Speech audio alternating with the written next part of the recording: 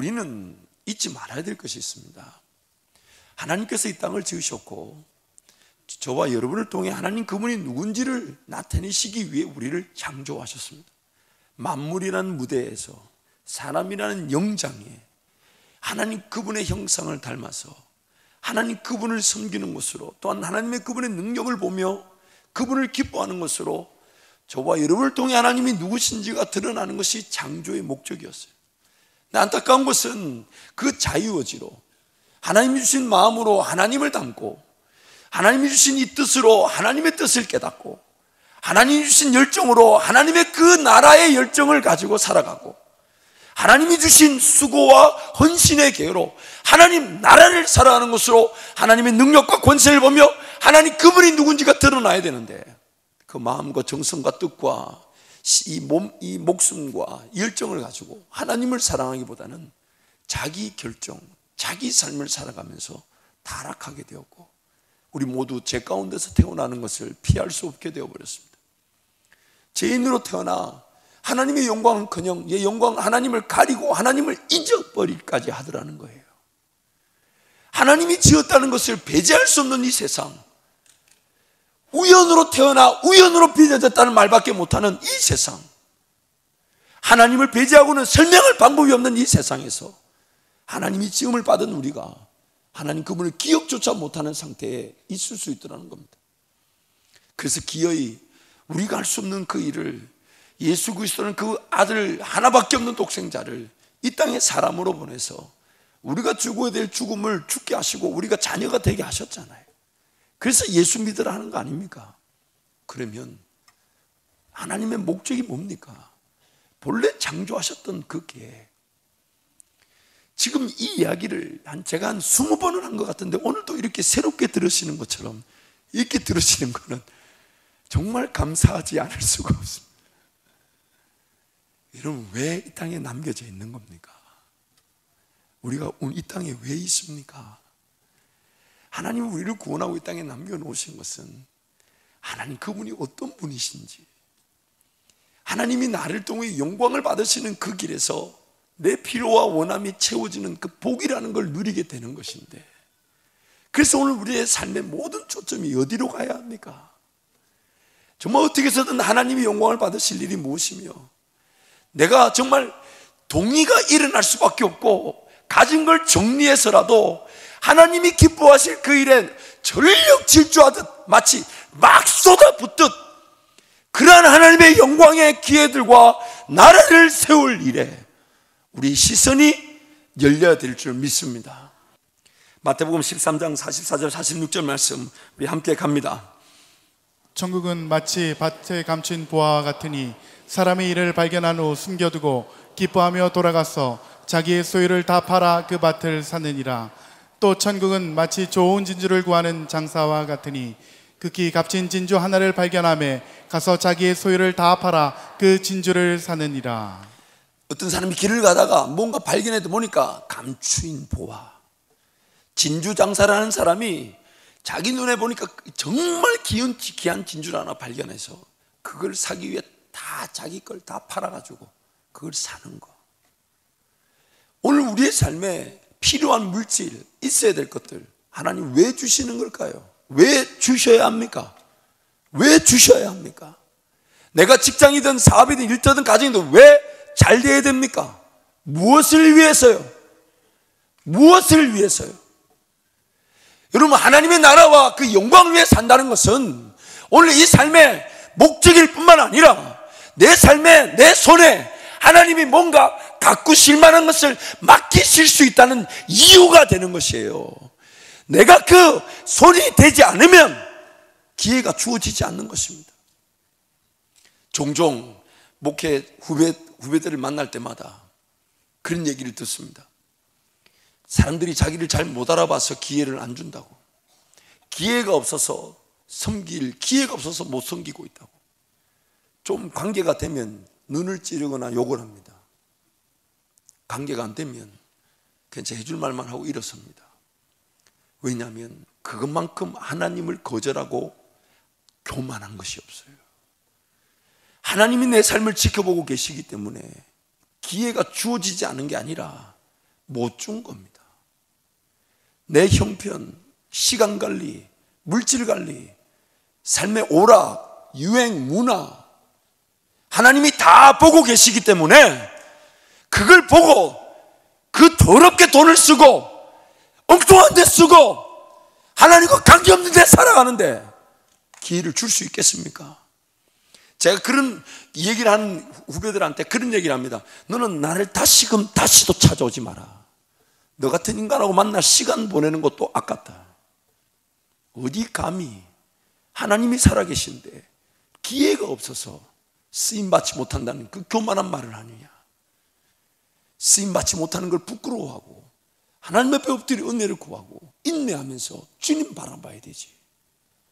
어제까지 감옥에 있어도 주님이 들어 쓰신다면 오늘 국무총리가 되게 하시고, 어제까지 아무도 인정하지 않는 곳에 있다 할지라도 주님이 쓰신다면 오늘 하루라도 드러내실 수가 있는 게 하나님의 능력인데, 어떻게 감히 기회가 없다고, 기회가 없기 때문에 헌신하지 않는다고, 기회가 없기 때문에 수호하지 않는다고, 기회가 없기 때문에 충성하지 않는다는 말을 하느냐. 사랑하는 성도 여러분, 오늘 한번 허심탄회하게 한번 얘기해 보자고요. 하나님이 이 땅을 지으셨고 모든 것이 하나님의 것이라면, 그래서 내 손에 주어진 것도 하나님의 영광을 위해 살아갈 수단과 방법으로 주어진 것을 믿는다면, 그러면 내 손에 있는 그 특히 물질, 그것 자체를 붙들고 하나님 나라를 위해 살지 못하는 걸 어떻게 해석해야 되겠습니까? 먹고 마시고 있는 것이 공중의 새와 들의 풀을 먹이시듯 하나님이 책임져 주는 걸 믿지 못해서 내가 먹고 마시고 있는 걸 준비한다면 그것을 과연 하나님은 어떻게 보셔야 하겠습니까?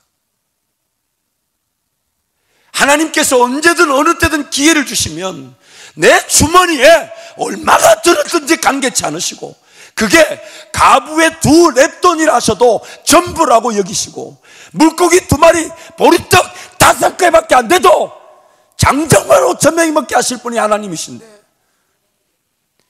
그래서 우리의 모든 시선은 어떻게든 하나님이 내 삶에, 우리 교회에 영광을 받으실 그 기회가 무엇인지가 궁금해야 되고, 내가 날마다 깨어 기도해야 될 이유가 살아있으면 살아있는 만큼 하나님의 영광을 위해 사는 것인데, 그것이 눈에 보이지 않는다면 그런 것들이 가슴이 아파야 되지 않겠습니까?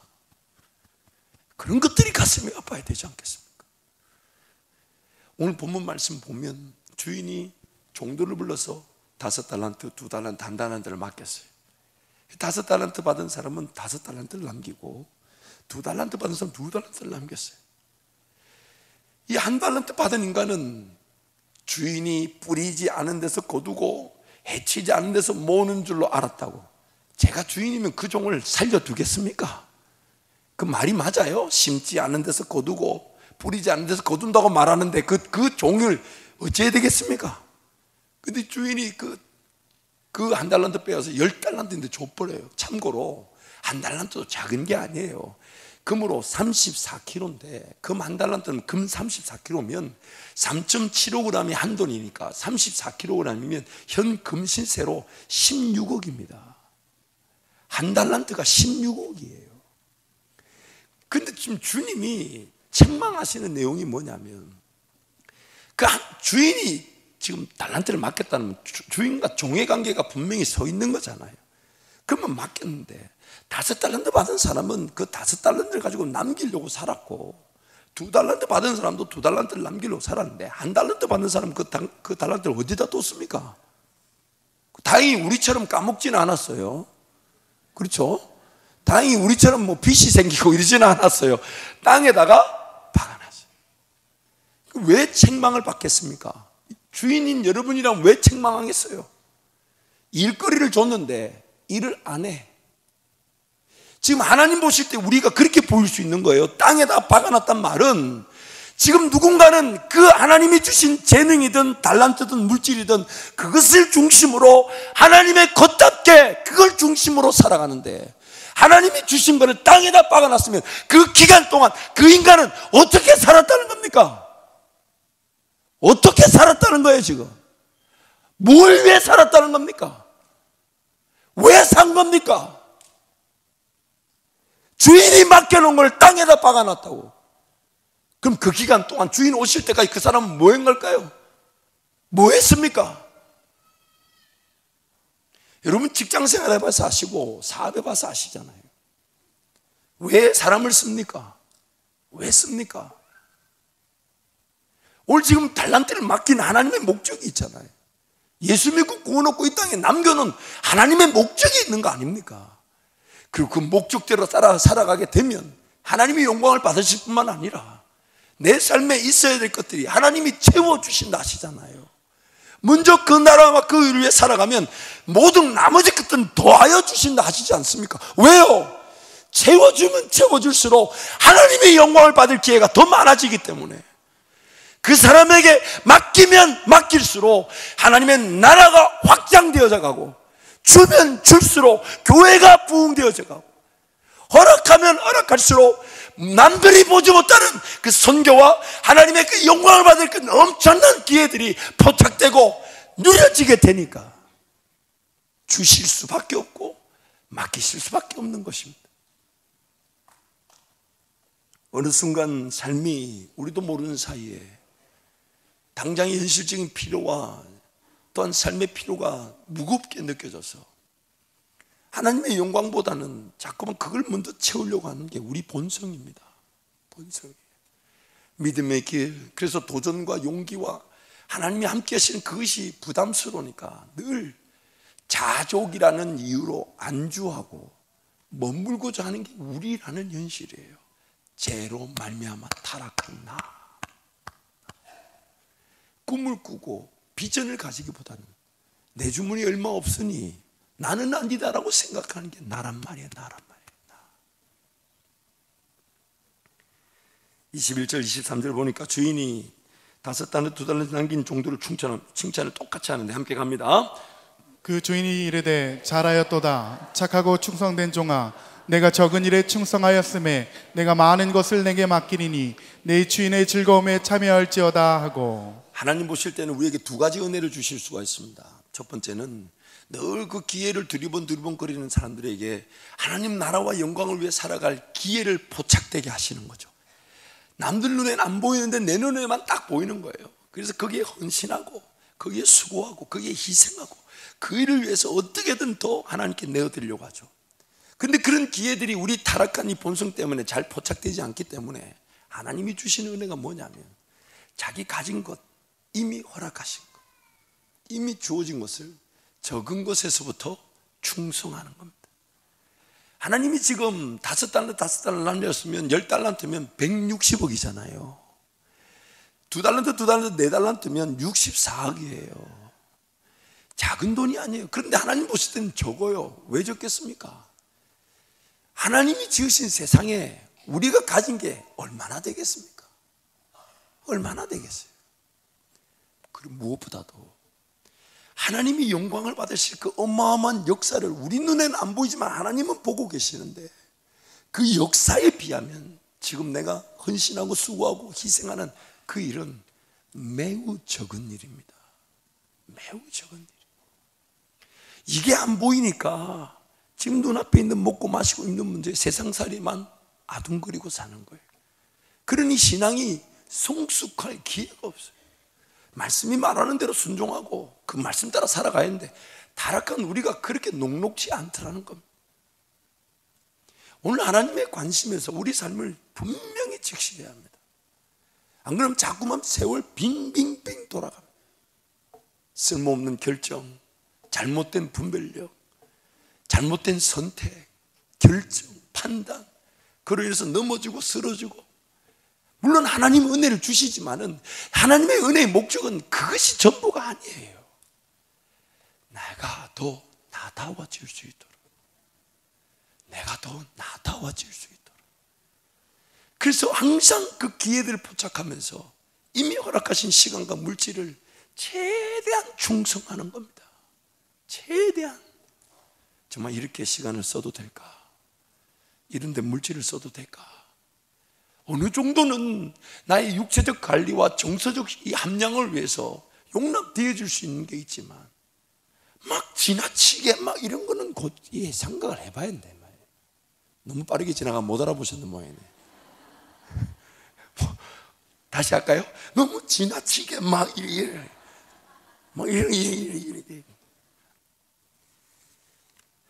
오늘 한밭 열교라는 은혜가 있기 때문에 이런 앉는 자리가 생겨났고, 바깥이 저렇게 더운데도 얼마나 시원합니까? 여러분 기도 많이 하셔야 돼요. 아프리카에 에어컨도 없는 그 사람들이 기도보다 우리 한 2시간은 더 해야 돼요. 그렇지 않아요? 천국 상급 깎일 수가 있어요. 안 믿으시네. 근데 만약에 우리 원로 목사님과 함께한 성도들이 하나님께서 우리에게 주신 은혜를 고백만 하고 물질로 헌신하지 않았다면 이런 은혜의 자리가 생겼겠습니까? 생겼겠습니까? 그래서 여러분, 이제 우리가 그 거룩한 부담을 가져야 합니다. 제 개인적으로는 2개의 책임감을 갖고 있습니다. 첫 번째는 선조 대대로 심어놓은 것에 대한 열매가 제 삶에 나타나게 된다면, 저는 그 큰 열매를 보게 되면 더 큰 심음의 기회를 가지게 되니 그것이 관건이고, 또 다른 측면의 책임은 38년 동안 우리 원로 목사님과 성도들이 심어놓은 그 분명한 심음이 있다면 열매를 맺을 것인데, 그래서 여러분 주차장 공사나 미팅 리모델링 이런 것들은 시작에 불과한 거예요. 시작에 하나님이 얼마나 더 큰 은혜를 주실지 그게 궁금하고, 그래서 그 은혜가 궁금하니 거룩한 책임감을 가지고 지금 나에게 주어진 것에서부터 우리 모두가 함께 충성해야 되는 것입니다.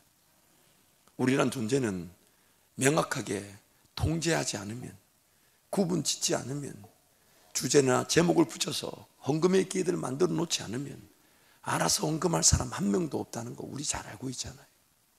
그래서 매번 기회만 되면, 그래서 주님이, 우리 하나님이 구약의 절기를 명하실 때도 일일이 월삭, 초막, 추수감사, 칠칠절, 나팔절 모든 절기를 명시하고 그때 만든 예물들을 드리라고 일일이 명시한 이유가 뭐냐면, 하나님의 백성임에도 불구하고 그들이 알아서 은혜를 받아 알아서 재물을 알아서 구별할 능력이 없다는 겁니다.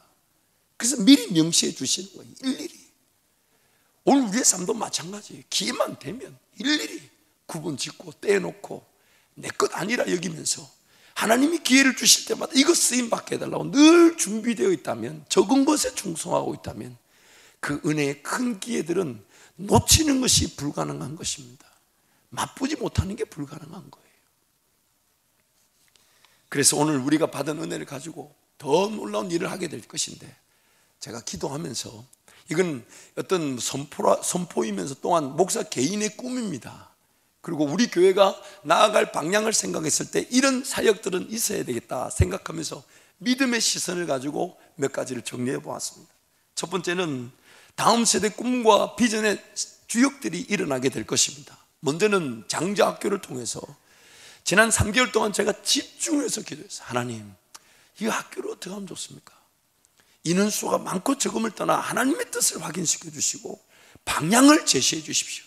그래서 어느 정도 이제 방향이 윤곽이 드러났는데, 이제 어느 정도 이제 회의를 통해 결정하겠지만은 제 마음에서는 각 학년별로 담임 교사를 뜨거운 목사님들로 딱 세우고 강사들을 딱 세워서 신앙이라는 그 분명한 영적 토대 위에 우리 아이들이 배워야 될 것들을 배우게 하고, 좀 다양한 경험들, 좀 이따 나오겠습니다만 그런 어떤 교회들이 발판을 만들어 줘야 되겠다.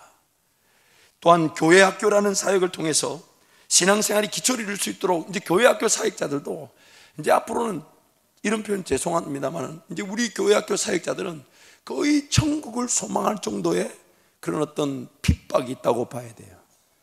제가 무지하게 요구할 겁니다.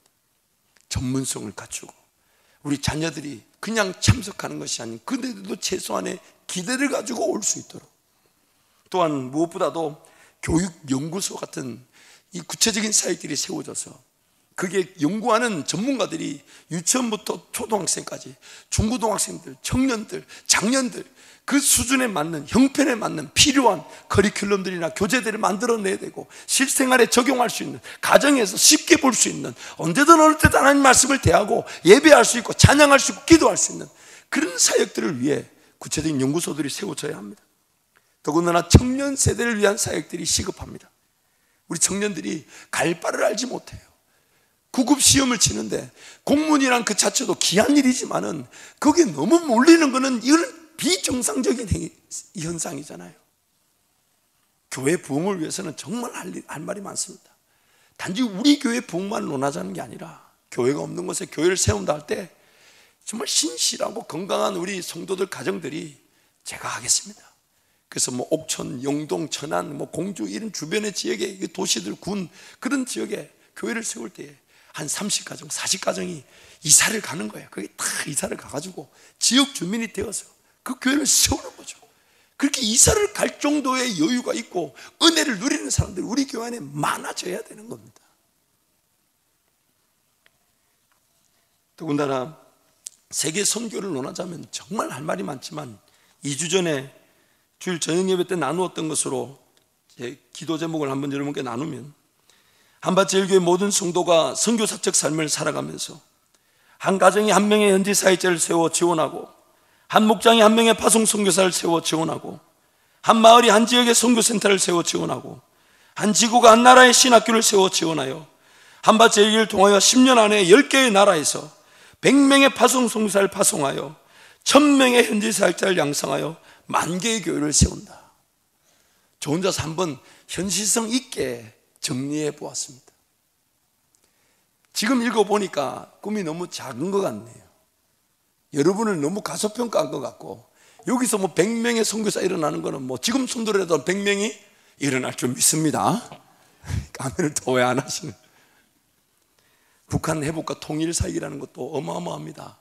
여러분, 인류 역사 가운데 이 분단의 아픔을 통해서 회복되는 이 기회가 주어진 나라가 몇 개나 있었습니까?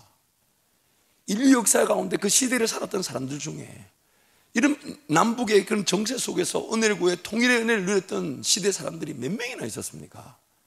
지금 이 시대 우리에게 그 아픔은 더 큰 은혜의 기회가 되는 것이죠. 예수님이 이렇게 말씀하셨죠.